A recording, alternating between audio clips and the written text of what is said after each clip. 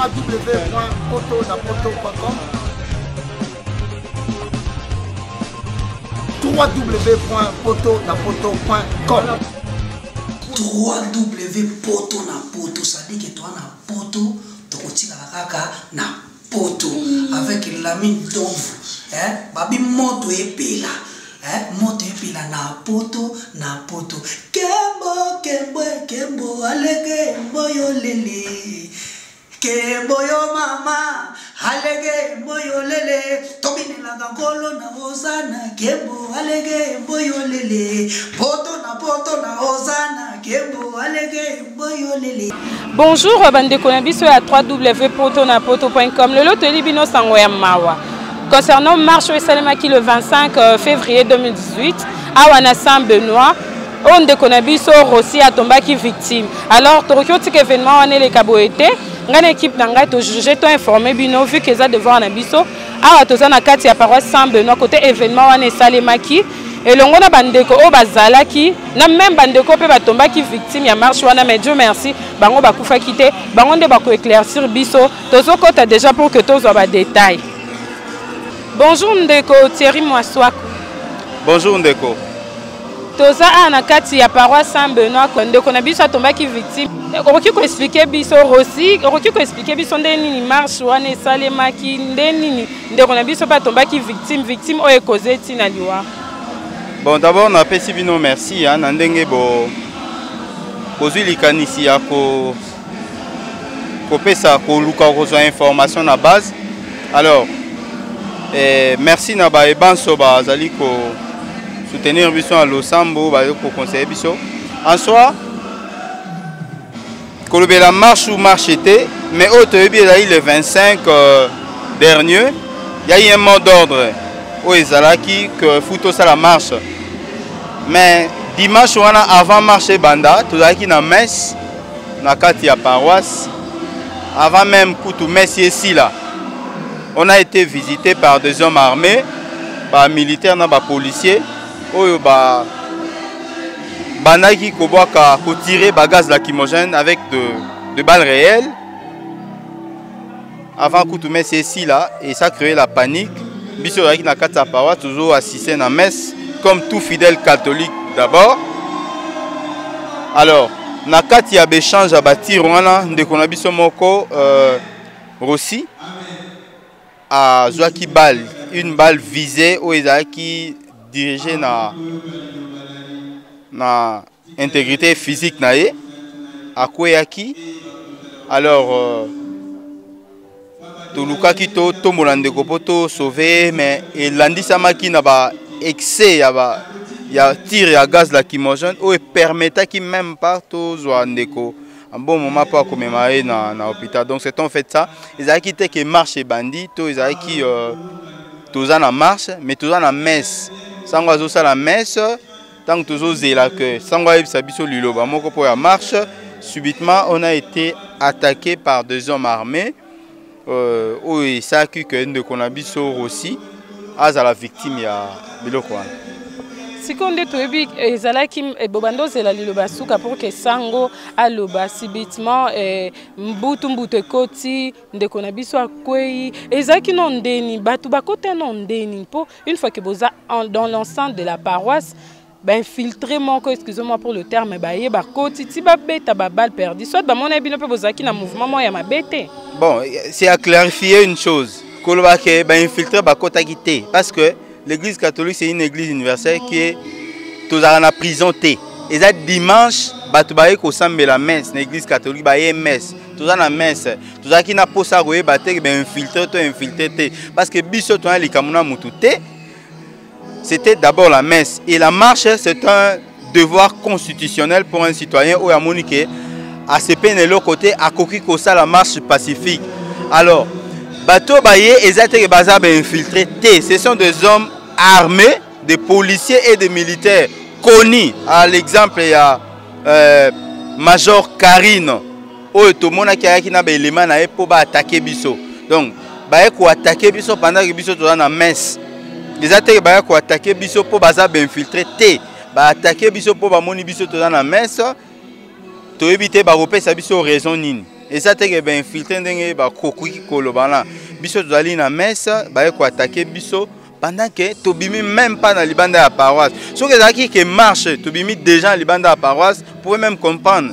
Alors, mais ba attaquer Bisso dans la messe et puis ba cibler ndeko ba yebi que il participe à des marches, il a été ciblé, il a été abattu sur par une balle. Donc, pour le qui est infiltré, la police institutionnelle, ou batakak biso na ba FARDC. Siko événement wana non po esalema pour que ekoze liwa ya mutu moko. Ndende ko tirer outi ko lobalobi ba cibla ki mutu oyo a participera plus na ba marche. Entre autres que le bas que ba yela ki kamba moronde ko na biso Rossi oyo akufi po dans le meilleur cas dans le vide ba bazaki belé. Pourquoi ka ke tomber ka sourier? C'est la question qu'on pose. Voilà question ba on ne faut pas répondre bino. Biso to ebi on décore aussi le cola. Ndeko ki na messe. Ndeko aye na messe parce que alinga ki kosambi la dimanche wana. To lobi te ndeko posi aki kaka marche parce que c'était la messe. Aki messe ba bomie l'occasion ya ki messe. Est-ce que bandeko nyo so ba yo kosambi la dimanche ba participer na marche? Je ne pense pas. Mais ndeko yaki na nous messe, il a été victime na messe o ayaki. Voilà à Koufi. Donc c'est tout ce que je peux dire. Ndeko tiré en même temps dans le Bélabiso Boye peut a tombé qui sous victime. Mais Dieu a fait grâce à Zan en vie. A tombé victime, il y a libota. Ndeko menacé, mais voire même il était même menacé. Relatez-les biso non fait on est le kende. Bon, c'est déplorable parce que je n'ai pas peur. Moi je suis Nazali, activiste et défenseur des droits de l'homme, connu. Après marche. Après plutôt qu'au Panzabiso na messe, on était censé de replier tous la banda parce que qualité à force les qui face na biso batuzaki na messe, les qui force à aussi la résistance et nabima qui na songi na ndaku dans une famille amie. C'est l'avenue Motima. C'était vers 13h50, tous en ndaku na salon, toujours à la télévision. Émission Mami Lela na Ayambaki Kofi Olomide. Toujours à l'émission là. Subitement, tout qui dit par la police avec des hommes armés, les policiers na ba soldats, ba kiti na balabala. Hein, les bosso à Lupango ils ont clôturé. Directement il y avait un garçon au quartier à Yebani. Ouais au like Sabango et Sika personnellement na kotaki na bande kutozaki. Ba côté le biso na ndaku. Ba agressé biso sérieusement, ba kangi papa anda ko azala qui même maladie. Ayebi likambute, ba côté ba kangi ndeko na ngai moko maître Gelon Manzita azali assistant pe ya monene azali na Inikin ya professeur Ngwabika. Ba kangi un autre jeune étudiant azali médecin stagiaire toujours à Inikin. Aki na chambre azo ça la révision ya ba note na pas azaki na home azonga ki pour na kobanga ba attaque ya Inikin pa ya ko préparer matière na ndako azaki na ndako na chambre ba kotele ba kangiye pe ba kangiye notre jeune garçon to banda kota na télévision. Bref, ils ont arrêté 4 personnes pour na nini to ebité mais oh biso to ebike par le simple fait kaka que nazali défenseur des droits de l'homme et que j'ai été ciblé par cette famille ici kana batamaki pour na ko éviter que ba abattre nga lokola mona ki muninga nga défenseur des droits de l'homme de aussi Azaki a bâti, ça m'avait frustré, mais on m'a poursuivi jusque là après ma marche. Alors, après ça, je ne pouvais pas rester bras croisés. Naïeti na niveau ya souciat kolanda bango na makolo bango na mituka. Après avoir quoi agressé nga basimangate parce que dans la kisaki carte de défenseur des droits de l'homme, c'est vrai que ba menacé nga bazu téléphone avec ce que j'ai possédé ba kenda ki na yango. Na landiti na niveau ya souciat o ezali pembeni ya Saint-Benoît. Là, j'ai été sérieusement agressé par matin na ganga ki bozobeta oyo azali un intellectuel connu Ali moko ya conseil communal ya jeunesse ya quartier Moula vice-président bozo attaquer na ndaku aibi elo côté mais bozo attaquer pour nani. Alors ba betinga sérieusement et il fallait que les capitaines Oaebinga comme activistes défenseurs des droits de l'homme à ça l'intervention kolobake à sali elo côté botikae nde batika kingai bakena bandeko nanga esika na yebité un enlèvement na papa na bandeko ya libota bakena bango esika na yebité. Alors j'étais obligé de faire quelque chose au ekoki ko lukaba détecter esika bandeko bazali parce que capitaine a yebité ba memi bango potuni bango lobi na yebité bakena bango. Alors je fais appel à la radio Kapi, je fais une déclaration à la radio Kapi corrélaté fait au Eleka qui peut ko expliquer ma kamune Eleka qui na radio Kapi na sali déclaration wana et radio Kapi a l'équipe qui en a ba journal naé na ba journaux et a publié en na page Facebook naé à radio Kapi et c'est juste après que publication à radio Kapi ba chaîne Moussous y a place ba presse écrite Moussous bazui ba publier information wana parce qu'il y avait mon nom na kati pona ko ko bangate na za nyamate na dali mutu na ko batamate aussi longtemps na sale le côté bo kanga biso andaku bon lever biso bandeko ba sale le côté. Je devais m'identifier pour que ceux qui n'ont pas identifié na makansetan mususu ba service de l'ordre ba kolukanga po ba policier on a est-ce que vous identifier ou pas.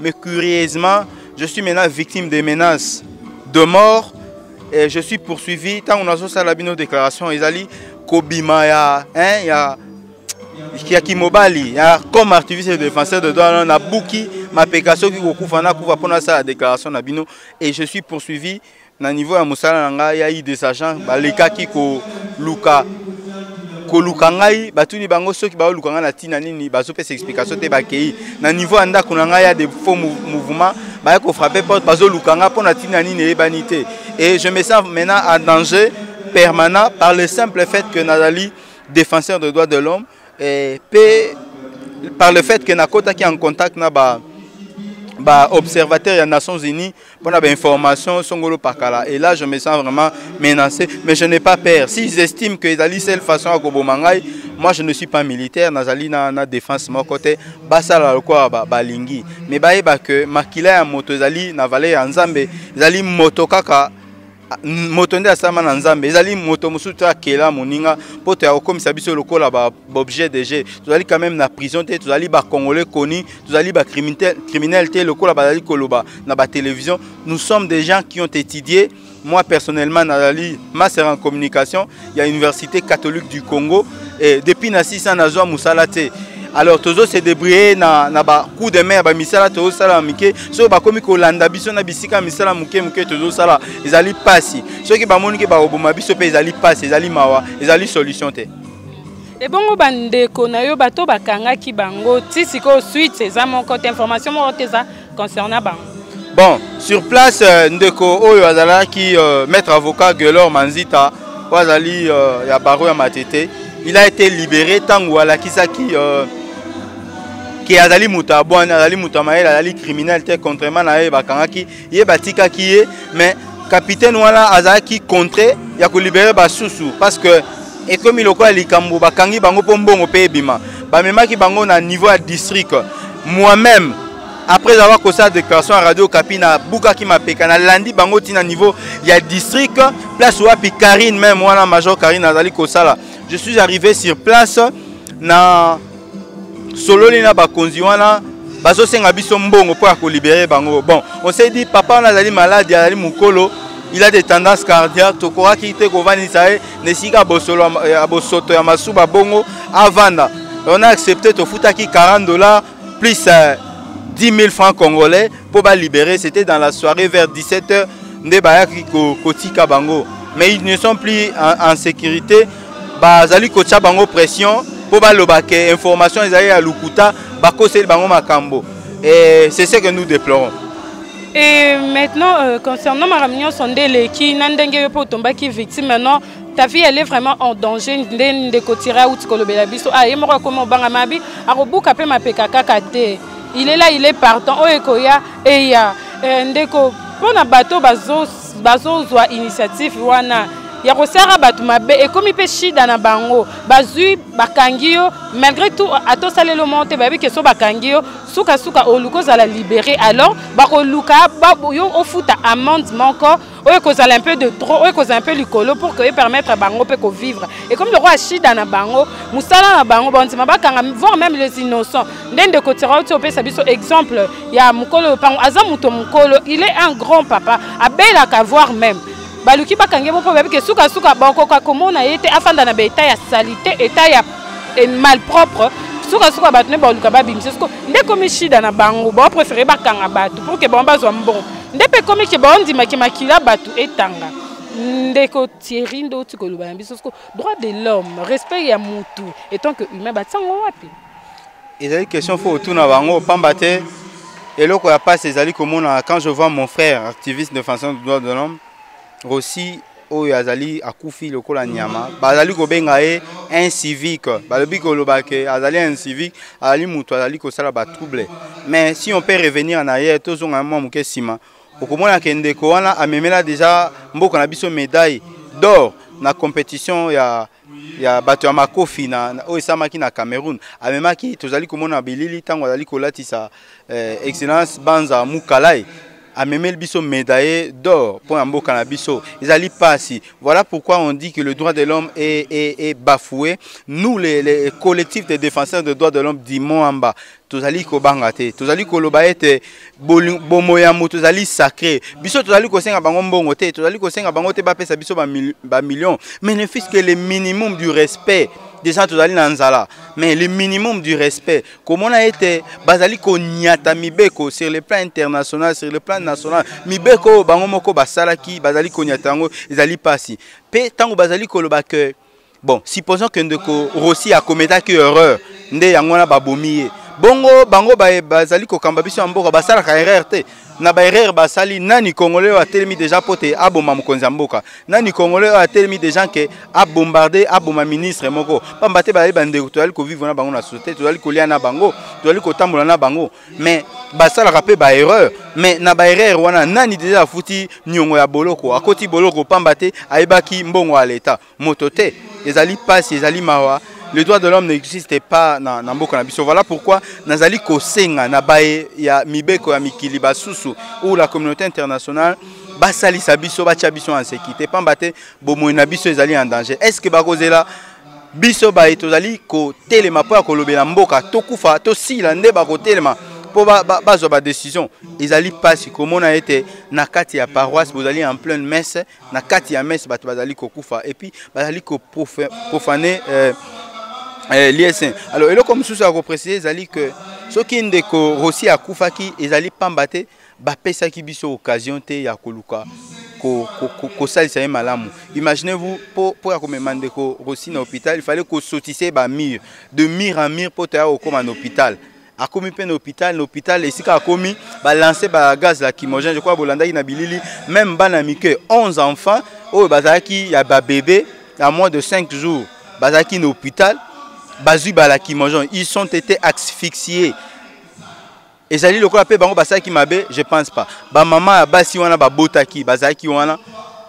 Est-ce que bango pe basaki mabe te? Bana wana ba memaki bango na Saint-Joseph. Ba transféraki bango na Saint-Joseph ba maman na bango. Et l'hôpital ils allaient vide, ils sont même menacés tant ba ça ba déclaration bazo banga. Ils allaient mawa.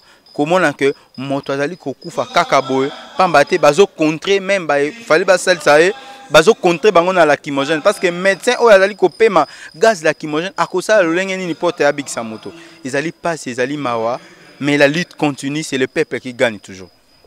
Merci beaucoup Ndeko Thierry. To sepeli mingi na temps au disposé pour na biso pour que ore la télé biso fait wanande bandaki jusqu'à la fin. En plus mon motema nous a vraiment mécontent. Oza pensa na regret mingi ya ko perdre Ndeko, voire même Ndeko oui, pour bande ko partager na litonga moko comme on dit, paroisse moko akufika kaboye, famille sali, famille et mutu famille est perte ya mutu kokolisa mwana kokomisa mutu tina niveau wana ce n'est pas donné à tout le monde malgré tout tobi que liwa ezalaka nango to souhaitera soit liwa ezata ya maladie mutu lo bénéfice que moi ya suka mais liwa accident brisque bo c'est pas du tout bon ndeko Thierry comme mot de la fin na bato ba Hollanda biso na site na biso www.potonapoto.com ba yo ka mot de la fin na yo na ba regret na yo oza na kati ya motema concernant liwa ya ndeko na biso.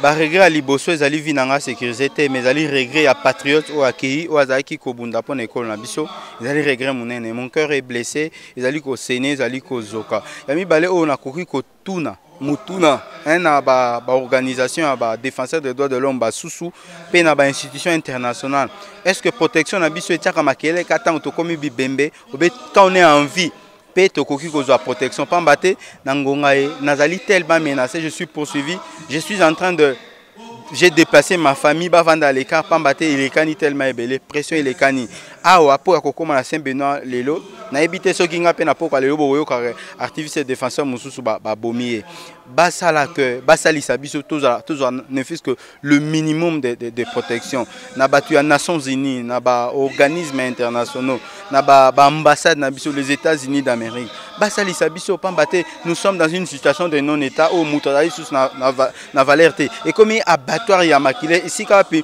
mutodali ko bomate po ya kolia mame po ya kolakisa makila na etandama basali ko utiliser o babengi na lopoto politique de la terre brûlée ba boma basalisa batika bino na situation de stress po tango ba ozala te bozala mesure au sala le côté basalisa biso pe na koyebisa bakonza mboka ete biso na bino tokoleka me Kongo ekotikala tango bozali ko sala makambo nyonso bozali ko sala kanisa bolingo ya Kongo bokanisa bolingo ya Lumumba kufa ipona mboka na biso bokanisa bolingo ya baebanso basaki lite pote Congo ils ont indépendance ezali na lite moko ezali logique ezali na lite ya koboma batute c'est comme ça la démocratie batika koboma esika biso tozo sala lite o ezali démocratique est-ce que bazali ko pousser biso tozo pe manduki to sima manduki qu'on constitue une milice non biso tozali ba etosi manduki te biso tozali nzamba pesa bwani ya koloba ya ko déchiffrer ko sa ba analyse so communique esimbi yote yo pe zongisa na maloba yo pe organiser marche et au contraire la kisake puissance o bazali ko sala ezali mukie tozali minoritaire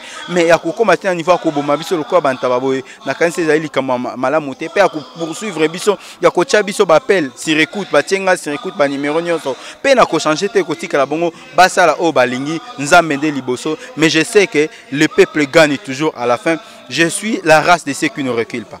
Merci le koto qui initiative andeko alobi le peuple gagne toujours nzambe kakazali tozoko ba toujours na recherche na biso pour ça devant na biso ko informer bino en temps réel sur plusieurs événements sur plusieurs faits on continue merci.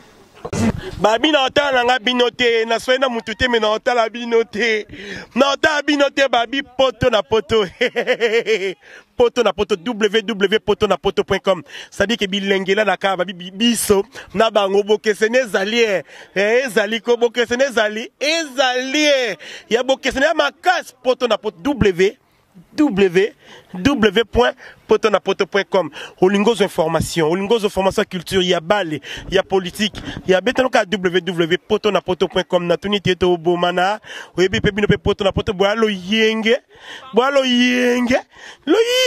makas tadi na personne no mbote bele na loba mingi te pema na moi sa zemi pema na auto sala avortement précoce www.potonapoto.com www.potonapoto.com www.potonapoto ça dit que toi na poto tokotika la kaka na poto avec l'ami d'ombre babi moto epela moto epela na poto kembo alege moyo lele Keboyo mama, halege boyo lele, tobine la gangolo na hosana, kebo halege boyo lele, poto na hosana, kebo halege boyo lele.